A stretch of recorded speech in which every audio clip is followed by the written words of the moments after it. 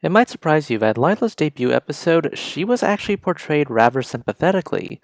All we knew about her is that she's some new girl making over-the-top lies for clout, which can be understandable. She's the new kid trying to make friends, and Marinette ends up humiliating her while she's a superhero by letting her feelings get the better of her. Yes, Lila was in the wrong, but Marinette could have handled the situation much better.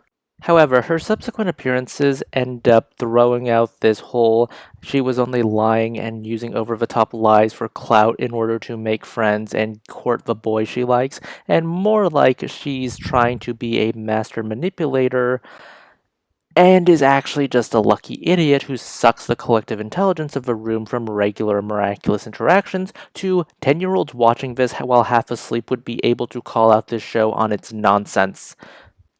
The episode Time Tagger would have the titular villain be revealed that he works for a different Hawk Moth, much to Gabriel's shock. Time Tagger was Chris, someone Lila used to babysit as shown in this episode. According to the Miraculous Wiki, Time Tagger would be a bit more explicit about Lila being the new Hawk Moth, saying that it's the woman he loved, he being a Time Tagger right here. So, what does this leave us? Where does this leave us? Lila begins working for Gabriel. She clearly has her own plans right up her sleeves, and subsequent appearances have her assume multiple identities and is good enough to trick multiple people into thinking she is their daughter. She is able to waltz into the Agreste mansion during the final battle, which was under heavy security, but let's ignore that.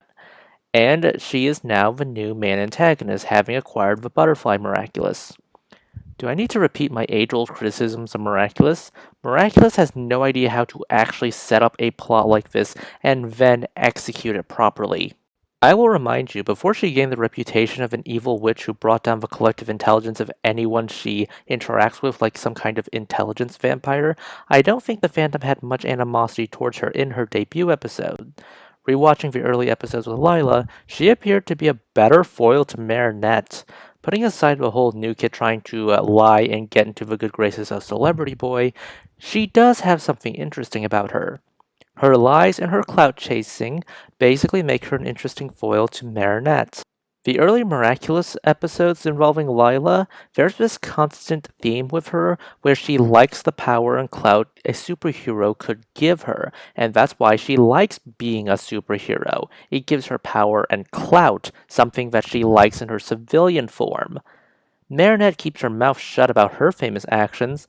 Lila will blast them out for the universe to hear. And also, isn't this something that could also help her either bond with Chloe or become antagonistic with her? If they had kept this clout chasing characterization and made her ascend to the role of main antagonist that way, I think she could be a decent villain, at least a personal one, whereas Gabriel was more over the top, he had world spanning plans, even though he was just trying to revive someone. Engineering heroics isn't new because in the movie Teen Titans Trouble in Tokyo, this was the modus operandi of Commander Daizo. He would force Brush Shogun to make villains, and he and his forces would defeat the villain again and again, taking all the credit. When the jig was up, he turned into a giant monster because superhero show. The idea of Lila sending out Akuma to cause chaos, only to arrive and pretend to be the hero, isn't exactly unprecedented, and hell, that was the plot of Volpina, but even if we discard the idea of engineered heroics being more interesting, the other issue with Lila is how the show seemingly goes out of its way to render what Marinette did in Season 1 as the right thing to do, even though at the time it wasn't the right thing to do as depicted by the narrative. Lila was initially characterized as someone who doubled down on her actions because Ladybug didn't handle her situation with grace. In fact, Ladybug let her own emotions get the better of her, which forced Lila to double down. Then, the subsequent seasons decided to characterize Lila as being rotten to the core and a master manipulator. Instead of being Marinette's mistake about letting her feelings get the better of her while she's a superhero, Lila's villainy seems to validate what Marinette did because she was always evil. It's not an issue of Lila digging her heels because of harsh rejection, it's because that's how she is and how she always will be. It's ultimately validating Marinette's paranoia and clinginess when it comes to Adrien, and how her instincts were ultimately correct when she saw that the new girl was trying to play too nice with Adrien. That's just a sad, sad way to live. It's not paranoia if Lila is actually a master of disguise and a master manipulator. For all the superhero concepts that exist, it surprises me that Marinette making her own antagonist isn't part of the superhero tropes this show tries to tread. Instead of making our own antagonist, we have to deal with teenage super spy, and the handling of her being a super spy isn't even good.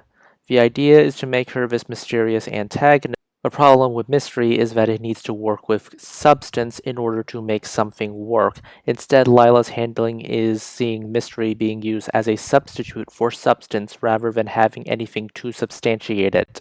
And while Hawkmoth began as a character who was really there to move the plot forward in season 1 before evolving into the characterization we have now, I think the issue is that we shouldn't be retreading the old problems with Hawkmoth, especially the issues that came with him.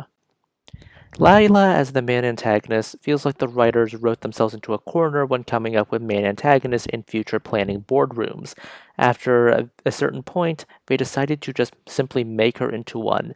In doing so, they tried to burn a lot of potential for her as a character in favor of just making her Hawkmoth 2.0, except far more manipulative and scheming, which is yet to be shown properly. Those are just my thoughts. Please consider liking, subscribing, tipping the channel on Ko-fi. This is Cyril signing off.